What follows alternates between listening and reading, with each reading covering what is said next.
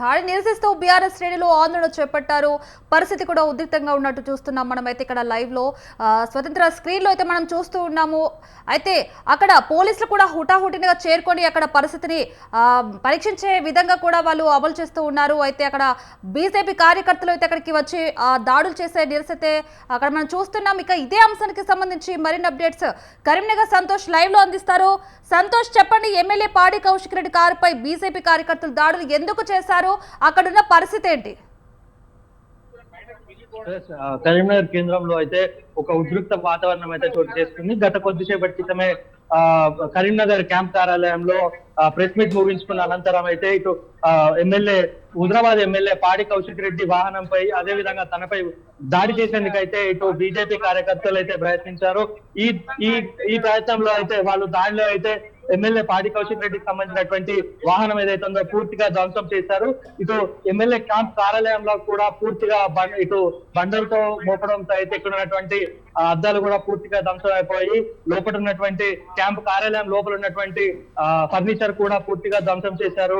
ఇది సమాచారం అందుకున్న పోలీసులు అయితే పెద్ద ఎత్తున మోహరించి ఈ పరిస్థితిని అయితే అదుపులోకి తీసుకొచ్చేందుకు కొంతవరకు లాఠీ చార్జ్ చేయడం కూడా జరిగింది. ఫస్ట్ కొద్దిసేపటి వరకు ఎంత చెప్పినా బీజేపీ కార్యకర్తలు వినకపోవడంతో అప్పటికే పూర్తిగా పోలీసుల చేతి నుంచి ఈ పరిస్థితి అదుపు తప్పే క్రమంలో లాఠీ చార్జ్ చేయడం అయితే తప్పలేదు.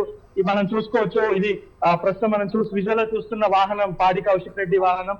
పూర్తిగా వాహనం అయితే దగ్ధం అయిపోయింది. దీన్ని పూర్తిగా కూడా కర్రెలతో బీజేపీ కార్యకర్తలు అయితే ధ్వంసం చేసిన పరిస్థితి అయితే ఉంది. ఇక ఇదే అంశంపై మనతో పాటు మాట్లాడే కొంతమంది బీఆర్ఎస్ కార్యకర్తలు అయితే ఉండండి. సార్, చెప్పండి, ఏంటి అసలు ఈ దాడిని ఎట్లా చూడవచ్చు? నిన్నటి రోజున బండి సంజయ్ గారు కేటీఆర్ మీద ప్రెస్ మీట్ లో చాలా అసభ్యమైన వ్యాఖ్యలు చేయడం పట్ల ఇలా మా ఎమ్మెల్యే పాడి కౌశిక్ రెడ్డి గారు ఖండించారు. అదేవిధంగా ఇక్కడ జరిగేటువంటి కొన్ని సంఘటనల మీద లా అండ్ ఆర్డర్ ఏం చేస్తుందని చెప్పి ప్రెస్ మీట్ పెడితే ప్రజాస్వామ్యంలో ప్రెస్ మీట్ పెట్టి చెప్పే అధికారం లేదా? ఒక ఎమ్మెల్యేగా తన బాధ్యత ఉంది కాబట్టి అలా చెప్పడం జరిగింది. దానికి వెంటనే బీజేపీ గుండాలు వచ్చి మొత్తం ఈ ఆఫీసులు కార్లు మొత్తం భయభ్రాంతులకు గురి చేసి మొత్తం అన్ని రాళ్లతో చేసి దౌర్జన్యం చేశారు. ఇది ప్రజాస్వామ్యంలో ఇది మంచి పద్ధతి కాదు. కరీంనగర్ అంటే మంచి సాంప్రదాయమైన జిల్లా. ఈ జిల్లాల బండి సంజయ్ గారు ఫస్ట్ టైం ఈ కలవరం పెట్టినటువంటి సంఘటనలు చేస్తా ఉంటారు. ఇది క్షమించడానికి నేరం. ఎందుకంటే ఒక పార్టీ లెవెల్లో ఖండించాల్సిన అవసరం ఉంది. ఆయన కూడా ఆయన ఒక రాష్ట్రానికే కాకుండా కేంద్రానికి సహాయ మంత్రిగా ఉన్నాడు.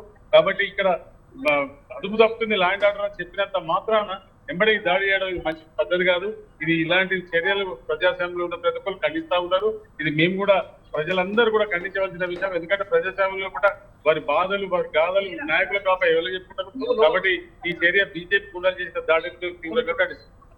ఇప్పటికే గత కొద్దిసేపటి క్రితం మనం చూసుకోవచ్చు. ఇటు సిరిసిల్ల ప్రాంతంలో అయితే బండి సంజయ్ పర్యటన వెళ్లిన క్రమంలో అటు బీఆర్ఎస్ కార్యకర్తలు అయితే కేంద్ర మంత్రి బండి సంజయ్ ని అడ్డుకునే ప్రయత్నం చేశారు. అయితే సమాచారం అందుకున్న పోలీసులు అయితే ముందస్తుగా అయితే బీఆర్ఎస్ కార్యకర్తలను హౌస్ అరెస్ట్ చేశారు. అంతేకాదు కొంతమంది కార్యకర్తలను కూడా అదుపు చేసిన పరిస్థితి ఉంది. ఈ క్రమంలోనే కరీంనగర్ కేంద్రంలో హుజరాబాద్ శాసనసభ్యుడు పాడి కౌశిక్ రెడ్డి ప్రెస్ మీట్ నిర్వహించిన అనంతరం తను అంటే బయలుదేరే క్రమంలోనే బీజేపీ కార్యకర్తలు అయితే వచ్చి తనపై దాడి చేసేందుకైతే ప్రయత్నించారు. ఈ లోపల సమాచారం అందుకున్న కరీంనగర్ పోలీసులు అయితే దాడి చేయకుండా గన్మెన్లు కూడా చాలా చాకచక్యంగా వివరించి ఎమ్మెల్యే పాడి కౌశిక్ రెడ్డిని తన ఒక రూమ్ లో వేసి డోర్ క్లోజ్ చేయడం అయితే జరిగింది.